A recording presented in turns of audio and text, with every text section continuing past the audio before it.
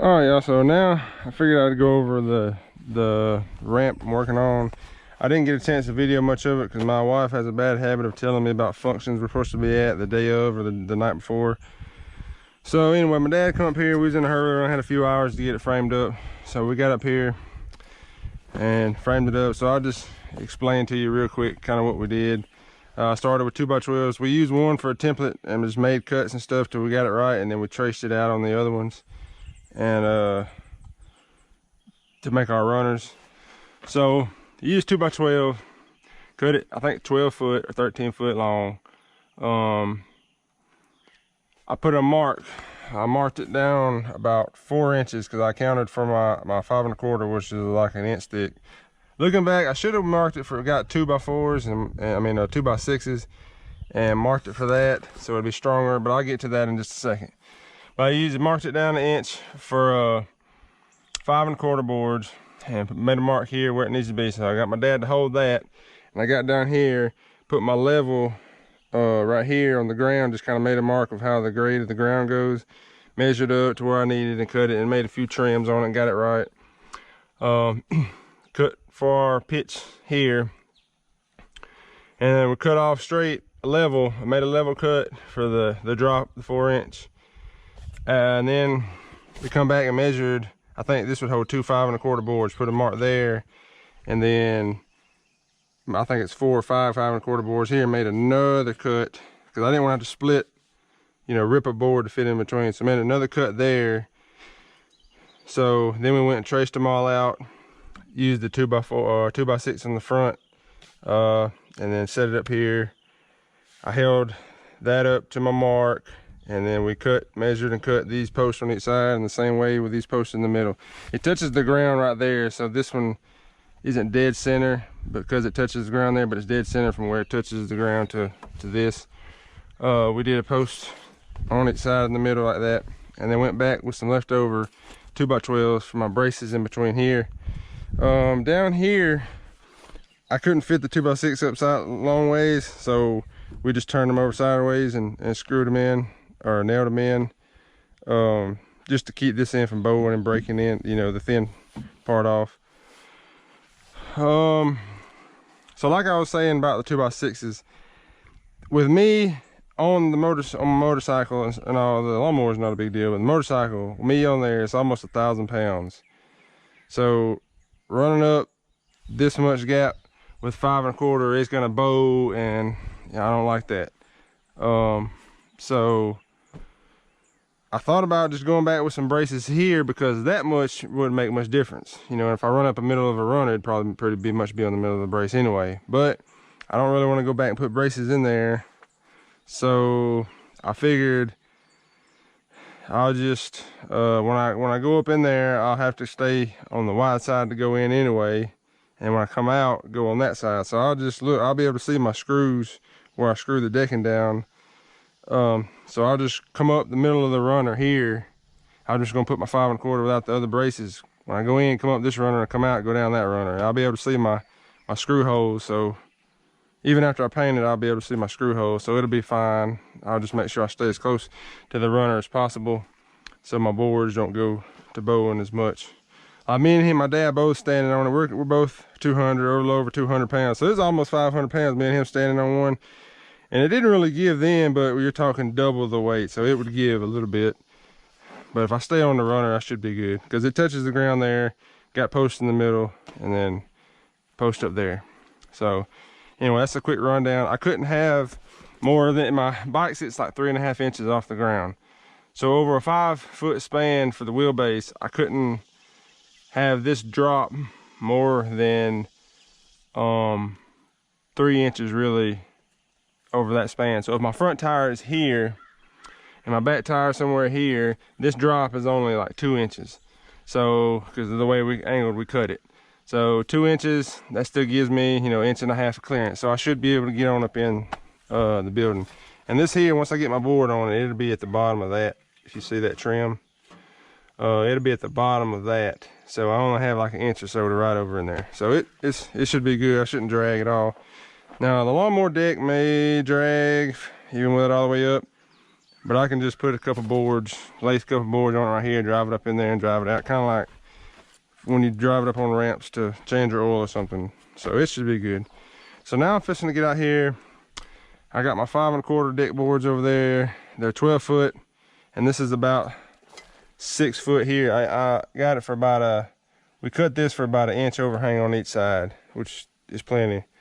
So now I'm gonna get out here and cut all my boards. They're 12 foot, so I should just be able to split them in the middle, cut one time in the middle and run down it, screwing it to it.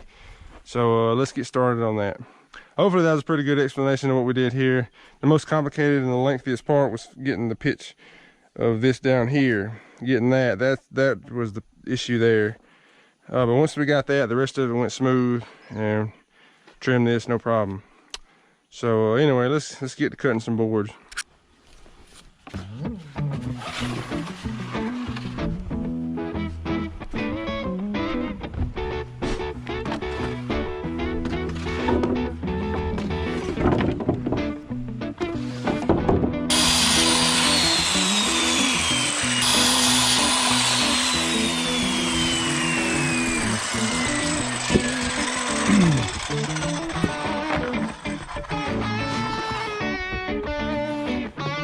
Okay, I got all my boards cut. Now I just gotta put them on here. So for anybody who knows anything about wood, or construction, carpentry work, then you already know this stuff. But if you're new to carpentry, think about doing like a shed to house conversion, or just a porch or ramp like this, then generally for your framing, you want to use nails. If you ever think about it, if you hit a nail with a hammer and bend it over, it bends. But if you ever do that to a screw, it snaps off. So generally for framing, you use nails. That's why I use the nail gun for this. But if you're just clamping stuff together, you use screws. So like on the frame part, a few places that had some gaps where the wood was warped or whatever, and I run a screw in it just to pull it up to it, and then the nails all to hold it from bending, this way, giving, like shearing off or whatever. But for these, you're just holding them down to the wood. So that's why everybody runs decks stuff. You run screws and they don't pull out like what nails will. Also another tip too, like when you're putting boards doing decking, you can't see that grain really good. Find one you can. All right, you see how the grains kind of, I don't know if you can see it on the camera angle or not, but the grains run that way. You want the crown of it up and the other part down. So like this one here, you see how it's growing like that. You want the crown up, generally, because after a time, if you got the crown down, you'll see your boards bowing like that. So anyway, let's get started.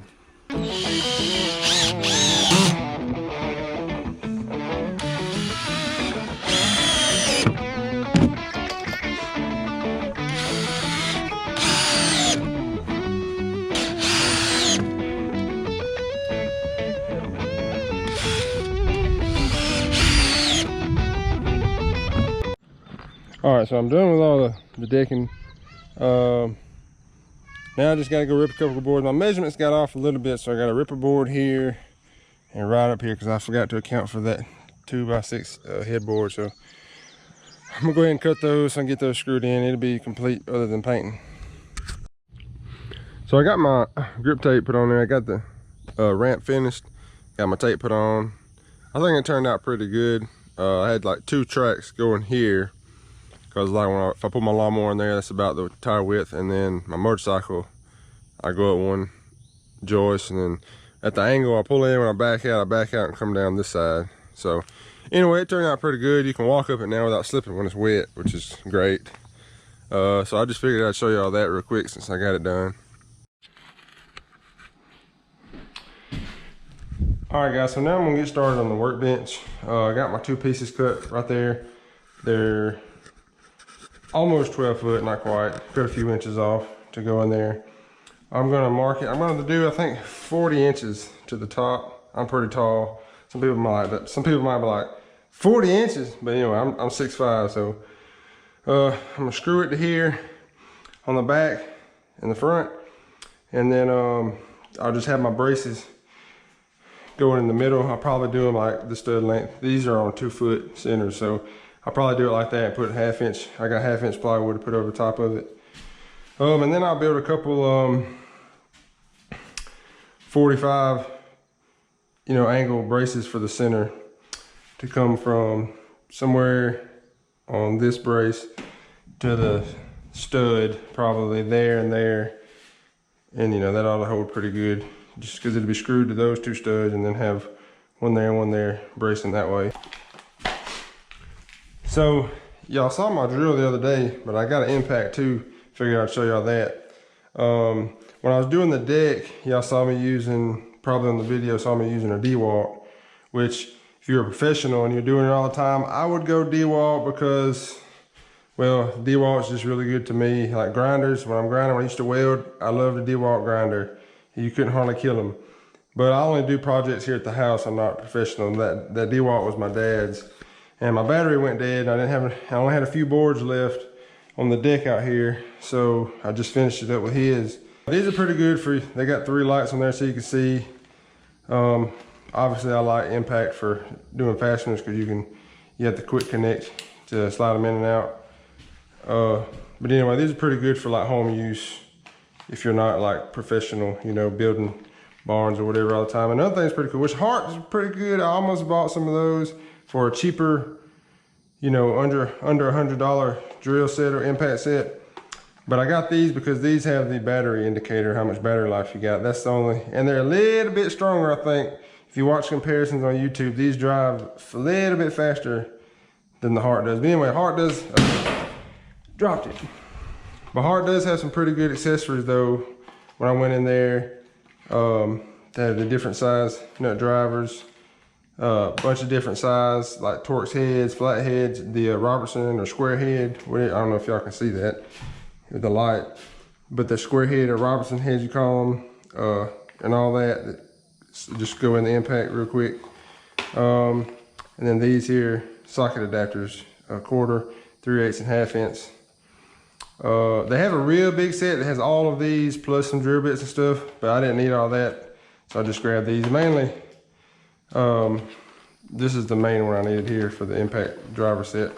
But anyway, see, everything I do is the star bit or torque bit, whichever one you call it. Dang, this thing is child proof.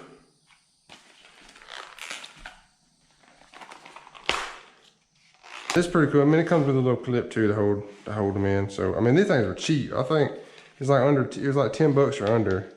So I mean, I don't know how long they'll last. Like the Torx and stuff, you know, they don't really strip because they don't slip out, or cam out is what you call it, I guess. But like Phillips head, I don't know how long they'll last.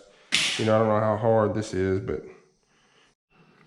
so these Hart brand ones, they fit in there pretty good too. I don't know if you can see, it's getting dark in here because it's getting dark outside, but they fit in there real good. There's not a lot of slop once you get it locked in there. Let me get something to set this other end on.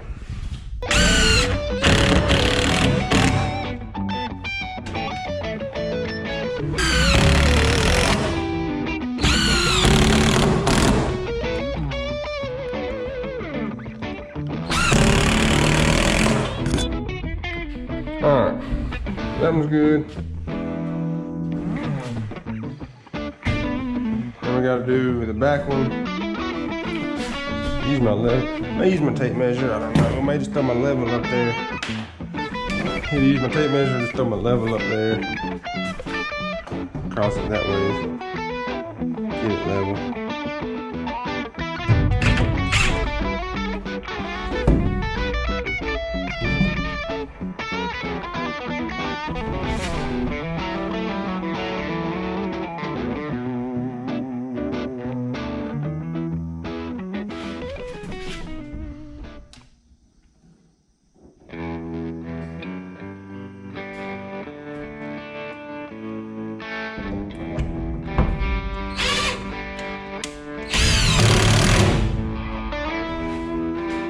Alright, now this.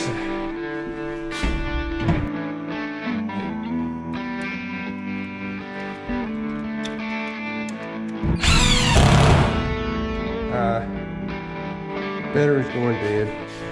Change it out.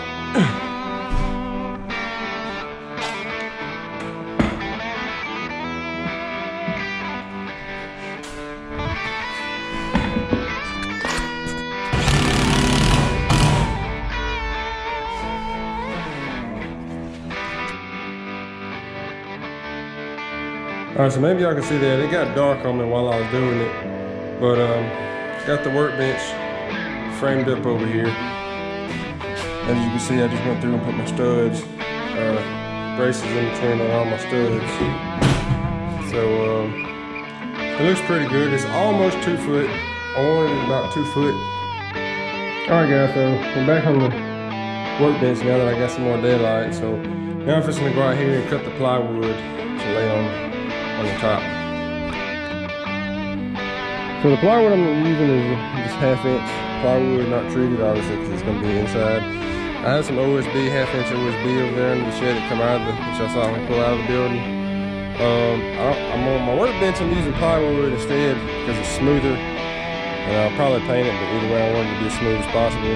Now on the shelves and stuff I put in there, I'll just use the OSB because it doesn't really matter. I just didn't want all the particles, the little chips and stuff, just rough on the surface of the workbench. Although if I painted it, it probably won't be that bad, but I just bought 1 sheet of this, so let me get this all marked up and cut out and ready to screw down.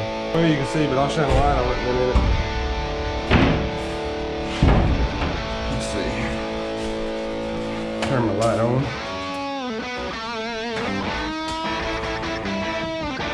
There we go. You can probably see that.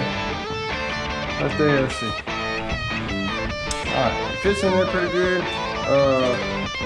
This side fit in there really good. This side is almost perfect. So, back on the bench today, I got a screw the other day, it come a storm, so it got kind of dark, it was raining. So anyway, I got to screw this top down. First I'm going to put me some braces. I'll put 1 brace there, 1 brace there. Then I'll screw this down. And hopefully, I gotta take my mom to the doctor, but hopefully I can get my shelf up there at least framed up, or partially framed up, to where all I gotta do is put the braces. So then I can measure for my pegboard, figure out, I think it's gonna be around 3 foot, but I measure to figure out how tall to put it.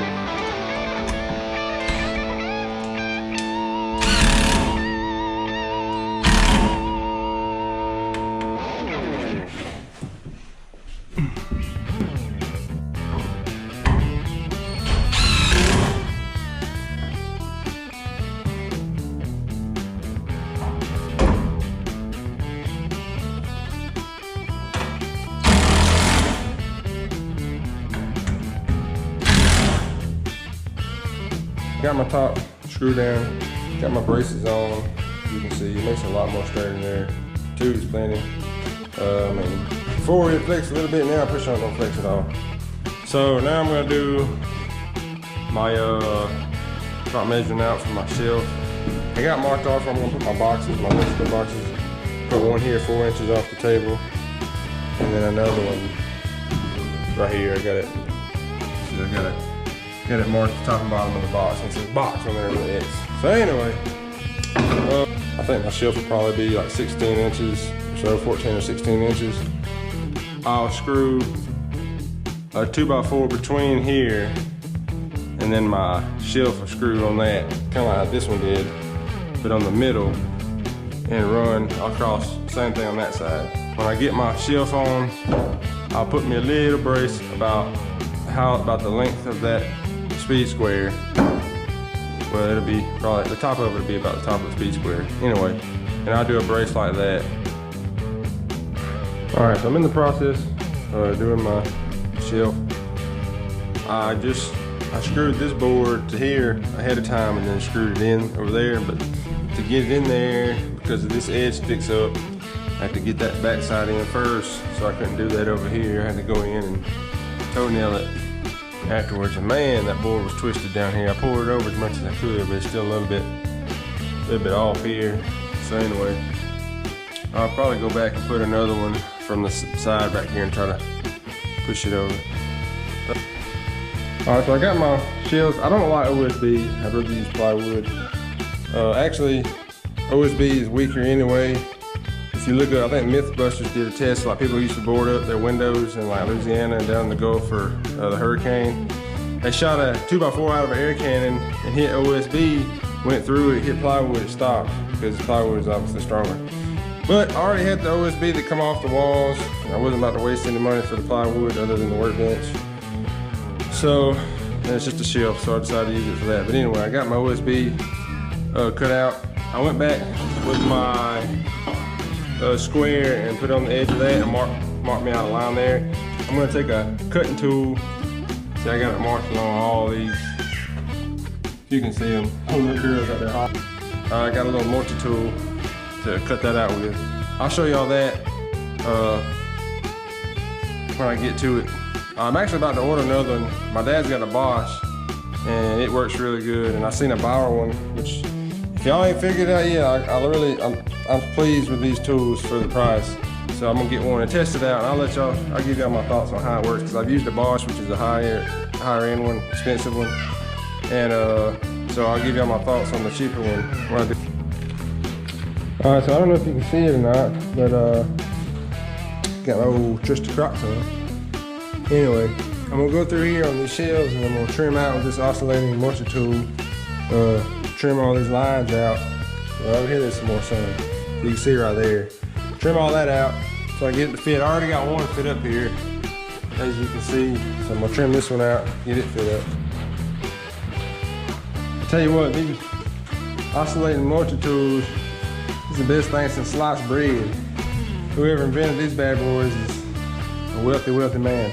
But anyway, this is the Bosch. I borrowed that from my dad. I love these Bauer tools so much to be, you know, as cheap as they are. I ordered me one. It's like this, it's corded, it's tool free.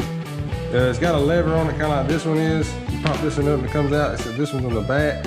It's got a little pin that comes out. You put it on, put the pin, and you let that down and it holds it in. The Bauer one, you can go check that out. But this one works really good too. The Bauer one is like, I can't remember what this one is, like a 5. What is this one? I can't remember. This one's like a 5 and the Bauer's like a 3. It's a little, this one, the motor on this one's a little stronger, but still, this one whips right through it, so that one the Bauer should be fine. But anyway.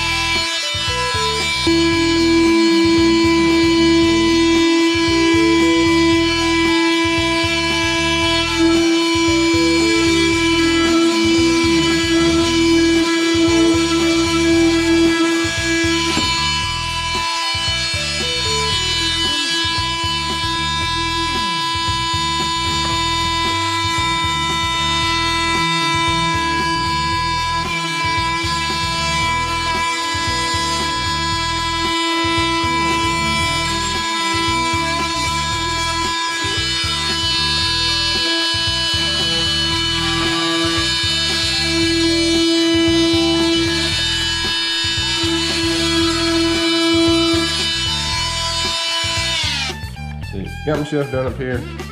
Got a little bit of stuff on it already. But so now I'm gonna do the pegboard. And then over here, I'm gonna rip a 2x4 and screw it right here. So when I put this pegboard, I'll have something screwed to right here, because this kind of overlaps that. So I could go at an angle, but I just figured it'd be easier to screw to something right here. All right, guys, I got the back pegboard done.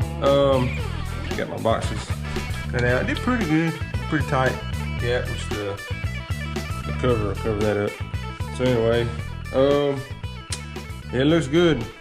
When I put the pegboard here, I'll screw it to this, and I'll use it to trim out around this here. then eventually, when I go over this wall, well, over to this stud next to the switch here, I'll, you know, trim around. I have to trim around this and, you know, all that. So anyway, but it looks pretty good. Now I get to go ahead and put some pegs in there, hang up all these tools I got on the workbench. So I'll show y'all what I got so far. I got my tools all up here. I finished the pegboard, got my tools on here, organized. I'll throw a picture up. I took a picture of it, but I ripped a 2x4 in half and screwed it to the stud here so that I don't know if you can even see good, it's kind of dark, the sun's going down, but anyway, right here in the corner, I'd have something to screw the pegboard to. Like I said, I'll throw a picture up so you can see what I'm talking about. Same thing on that side. So then I went and I did a shelf here.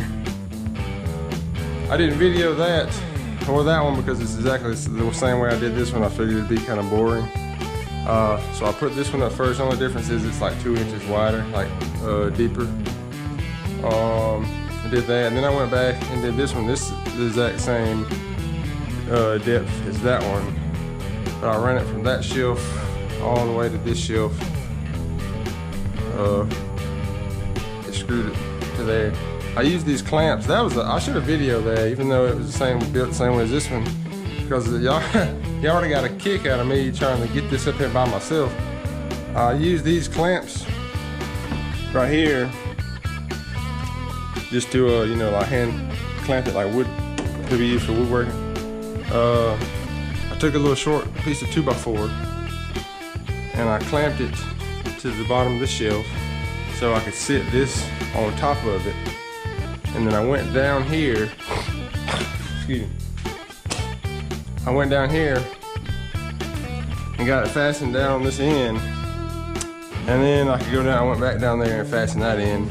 And right here in the middle, since it's so long, I took two and run them together, butted them together, and took a 2x4 and fastened in right here to hold it. And then I went back and just put 3 braces. That one's got 1, this one's got 3 because it's so long, and that one's just got 2 because I probably, if I had some heavy stuff, I would put it on that one.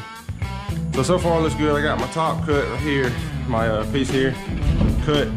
I just have to go and notch it for the stud so it'll slide back flush with the edge of the shelf. But so far I think it looks pretty good. That white, it's like pegboard, but it doesn't have the holes. It's real thin. And I'm gonna screw it on top of this, cover all this up, because that's where I'm gonna put stuff like old car tag, you know, just decoration stuff, like some old car tags I got, motorcycle tags, an old street sign that the county took down and put a new one up, and they just left it. So I got it put up there, you know, just some decoration, some, you see my flag, I back the blue. I may get some hate for that with the way the world is now, but you know what, if it wasn't for the men and women in blue, it'd be like some of these places where they're defunding the police and crime spiked, and then they turn around and want more police. Like, okay, what do you think is gonna happen? Anyway, I'm not getting political, but hey, I back the blue. But anyway, I think it looks good. Y'all, see if you can see this or not. This humidity got me sweating like a hole in church, I'll tell you. Also, if you're wondering, this board here, OSB, has a lining on top of it. The rest of the other two don't. And I started just to use this kind here, but I had 2 of these, 2 4x8 sheets of these in my other shed over there, that came from something that was when the house was being built, and they left it here, so I put it in the shed. And not so much on this side, but on that side over there is where I'll keep like my quarts of oil, leftover parts, you know, partial quarts of oil, some Roundup spray and other stuff. So I just decided to use this one on this shelf so that, you know, if it leaks out, one of them's leaking or it drips down and runs down from the top and it gets on here, it doesn't soak in the wood, it just, you know, stay up there and I can wipe it up.